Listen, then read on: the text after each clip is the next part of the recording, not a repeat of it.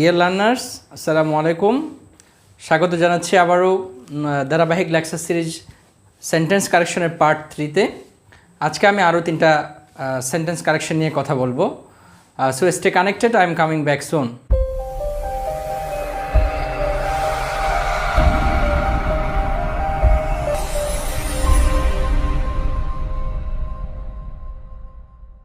So dear learners, আমরা এখানে 3টা সেন্টেন্স লিখেছি। এই সেন্টেন্সগুলোর কোথায় ভুল আছে সেটা আমাদের বের করতে হবে। হ্যাঁ, if grandma Moses, okay, having been able to farming, she may never have began to paint. Okay, এখন এই 4টা অপশনের মধ্যে কোথায় ভুল আছে সেটা আমাদেরকে একটু দেখতে হবে। দেখেন, এখানে সাবজেক্টটা কোনটা সেটা আগে বের করতে হবে। সাবজেক্টটা হচ্ছে গ্র্যান্ডমা মোজেস। একটা মেয়ে হতে পারে, হ্যাঁ, একটা মেয়ে। শি যেহেতু বলেছে তাহলে অবশ্যই একজন মেয়ে। গ্র্যান্ডমা মোজেস অথবা গ্র্যান্ডমা মানে আমরা আমাদের দিকে গ্র্যান্ড মাদার তো দাদিকে বোঝানো হয়। এখানে আসলে গ্র্যান্ডমা মোজেস এটা ওনার ব্যক্তির নামই। হ্যাঁ, গ্র্যান্ডমা মোজেস। এখানে মোজেস আছে বলতে আপনার এখানে একটা ব্যক্তি কিন্তু অনেকজন না, একজন ব্যক্তির নাম, ওনার নাম হচ্ছে গ্র্যান্ডমা মোজেস। ঠিক আছে, উনি একজন মহিলা, বা শি দ্বারা বুঝতে পারছি উনি একজন মহিলা। বা এখানে গ্র্যান্ডমা দ্বারা আমি বুঝতে পারতেছি এটা দাদিকে বুঝাই নাই, হয়তো বা বুঝালেও বুঝাতে পারে, যেটাই হোক সমস্যা নাই। বা দাদিমা মোজেস কিংবা ওই ব্যক্তির নামই, ওই মহিলার নামই হচ্ছে গ্র্যান্ডমা মোজেস, যেটাই হোক সমস্যা নাই, কিন্তু এটা একজন ব্যক্তি, সেটা আমরা প্রথমে ধরলাম। হ্যাঁ, হ্যাভিং বিন এবল। এখন প্রশ্নটা হচ্ছে, দেখেন এখানে হ্যাভিং বিন কেন হবে? যেহেতু এটা সাবজেক্ট, তার জন্য আমার একটা ফাইনাইট ভার্ব লাগবে না?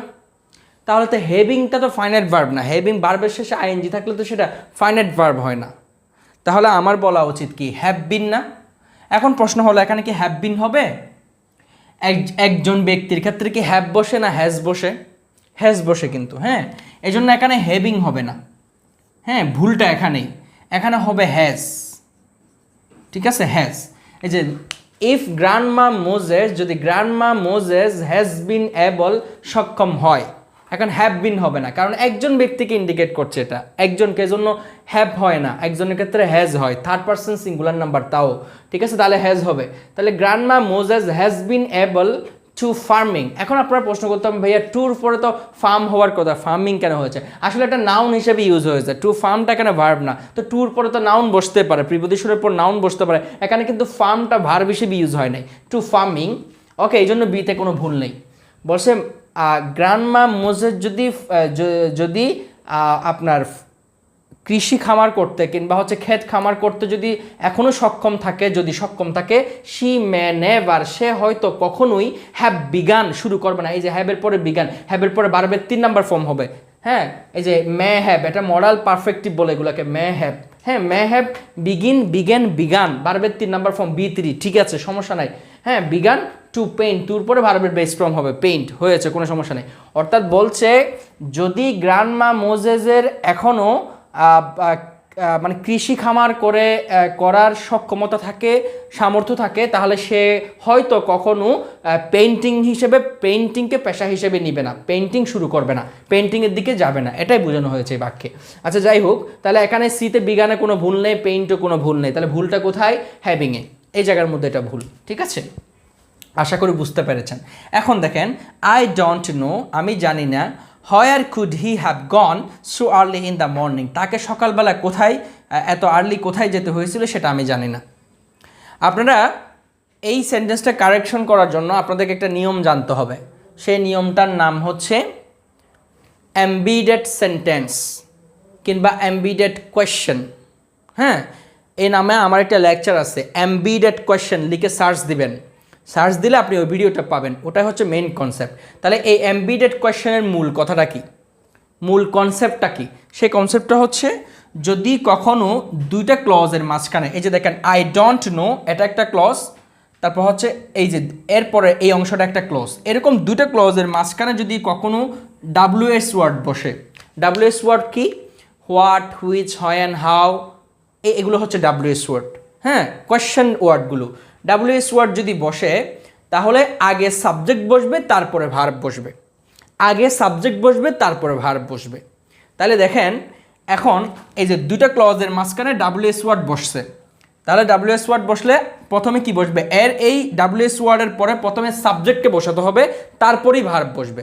এখন দেখতে পাচ্ছি আমরা প্রথমেই ভার্ব বসছে তারপরে সাবজেক্ট বসছে, আমরা দেখতে পাচ্ছি, দেখেন প্রথমেই ভার্ব বসছে তারপরে সাবজেক্ট বসছে। তাহলে ভুলটা কিন্তু এই এ অপশনের মধ্যেই ভুল। ভুলটা হলো এ অপশনের মধ্যে, কারণ হচ্ছে এটা কুড হি হ্যাভ গন হবে না, সেটা বাক্যটা সঠিক হবে এরকম, হি could have gone, he could have গন এরকম হবে। এই এর মধ্যে ভুলটা হয়েছে, আগে ভার্ব বসাইছে তারপরে সাবজেক্ট, কিন্তু দুটা ক্লজের মাঝখানে যদি ডাব্লিউএস ওয়ার্ড বসে তাহলে প্রথমে সাবজেক্টকে বসাতে হবে তারপরে ভার্ব বসবে। এটাই হচ্ছে এমবিডেড সেন্টেন্সের মেইন কনসেপ্ট, মূল কথা। হ্যাঁ, তাহলে where he could have gone so early in the morning, এই যে সো আর্লি এর মধ্যে কোনো ভুল নাই, ইন দ্য মর্নিং এর মধ্যে কোনো ভুল নাই, ভুলটা হচ্ছে এতে। তাহলে কুড হি হ্যাভ গন সেটা পাল্টে গিয়ে হয়ে যাবে হি কুড হ্যাভ গন। ওকে, তাহলে গনের মধ্যে কোনো ভুল নেই, হ্যাভের পর তো ভার্বের 3 নাম্বার ফর্ম হয়, এটা নিয়েও কোনো সমস্যা নেই। সমস্যাটা ছিল কুড হি হ্যাভ ছিল, সেটা হি কুড হ্যাভ হয়ে যাবে, অর্থাৎ আগে বসবে সাবজেক্ট তারপরে বসবে ভার্ব। দেখেন এই রুলসটা যদি আপনার এখনও বুঝতে সমস্যা হয় তাহলে লিখে সার্চ দিবেন এমবিডেড সেন্টেন্স কিংবা এমবিডেড কোয়েশ্চেন, মিনহাজ ইংলিশ টিউটোরিয়াল লিখে সার্চ দিলে আপনি ভিডিওটা পেয়ে যাবেন, বা আমার চ্যানেলের প্লেলিস্টে গেলেও আপনি ভিডিওটা পাবেন। যাই হোক, তাহলে ওখান থেকে আরও বিস্তারিত দেখতে পারবেন যে এমবিডেড সেন্টেন্সটা, এমবিডেড কোয়েশ্চেনটা আসলে কি। তারপর আমি মূল কথাটা কিন্তু এখানে বলে দিয়েছি। মূল কথাটা হলো দুটো ক্লজের মাঝখানে ডাব্লিউএস ওয়ার্ড বসলে হোয়াট, হুইচ, হোয়েন, হাউ এরকম ডাব্লিউএস ওয়ার্ড যদি বসে প্রথমে সাবজেক্ট বসবে তারপরেই ভার্ব বসবে, আগে ভার্ব তারপর সাবজেক্ট না, প্রথমে সাবজেক্টটাকে বসাতে হবে তারপরে ভার্বকে বসাতে হবে। এটার নামই হচ্ছে এমবিডেড সেন্টেন্স অর এমবিডেড কোয়েশ্চেন। এখানে বাক্যের শেষে পুলিশ স্টপ আসে, এই জন্য এটাকে বলতে হবে এমবিডেড সেন্টেন্স। আর যদি এখানে বাক্যের শেষে যদি কোয়েশ্চেন মার্ক থাকতো, যদি এটা আই ডোন্ট নো না হইয়ে ডু ইউ নো হইতো, তখন এখানে একটা কোয়েশ্চেন মার্ক বসতো। হ্যাঁ, তখন সেটাকে এমবিডেড কোয়েশ্চেন বলা হয়। আপনারা ভিডিওটা দেখলে বিস্তারিত বুঝতে পারবেন। যাক, এটা এতটুকুই। এখন আমরা থার্ড সেন্টেন্সে যাব। দেখেন, দ্য টিচার, শিক্ষক, টোল্ড বলেছিল দ্য স্টুডেন্টস, ছাত্রদেরকে, to don't discuss the take home exam with each other. এখন প্রশ্নটা হলো যে এই টুলডে তো কোনো সমস্যা নাই, টোল্ড পাস্ট টেন্স, হ্যাঁ এটাতে কোনো সমস্যা থাকার কথা না। এখন এরপর দেখেন the student to don't discuss. আচ্ছা, এরকম কি কখনো হয়? টু ডোন্ট কখনো দেখছেন? এটা আপনি যদি ভালোভাবে একটু চিন্তা করেন তাহলে কিন্তু ভুলটা ধরতে পারবেন। এই পৃথিবীতে কখনো দেখছেন to go not, to don't এরকম কখনো দেখেছেন? না। আসলে কথাটা ছিল এরকম, এখানে ওরা বলতে চাইছে এরকম, not to do, not to discuss এরকমই হবে, নট টু ডিসকাস। এটা টু ডোন্ট না, নট টু হবে।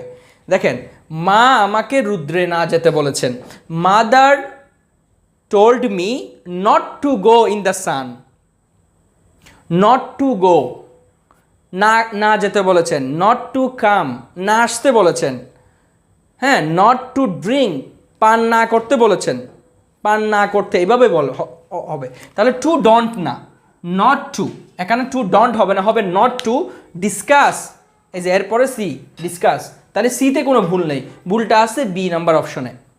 এটা হবে not to, ঠিক আছে। অর্থাৎ টিচার্স টোল্ড দ্য স্টুডেন্টদেরকে বলেছিল নট টু ডিসকাস না করতে, দ্য টেক হোম এক্সাম বাসায় পরীক্ষার সময়, উইথ ইচ আদার একে অপরের সাথে। এখন প্রশ্ন করতে পারেন, ভাইয়া এখানে তো ওয়ান আনাদার হলো না কেন? ভুল তো এখানেও হতে পারে।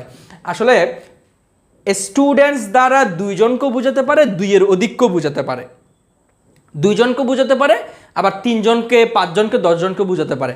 দুইজনকে বোঝালে ইচ আদার, দুইয়ের অধিককে বোঝালে ওয়ান অ্যানাদার। এখন আমি কেমনে বুঝবো? এই যে যেহেতু এখানে তো এটা ইচ আদার ব্যবহার করলে তো ভুল হবে না, কারণ স্টুডেন্টস দুইজনকে বোঝাতে পারে, টিচার দুইজনের স্টুডেন্টকে কথাটা বলেছিল। যেহেতু এখানে আমরা স্পেসিফিক একটা ভুল পাচ্ছি বিতে, তাহলে আমি কেন আর এই অপশনে আসবো? এই অপশনটা তো ভুল না। ইচ আদার বললে তো স্টুডেন্টস মানে দুইজনও হতে পারে, তাহলে এখানে দুইজনকে বোঝাচ্ছে।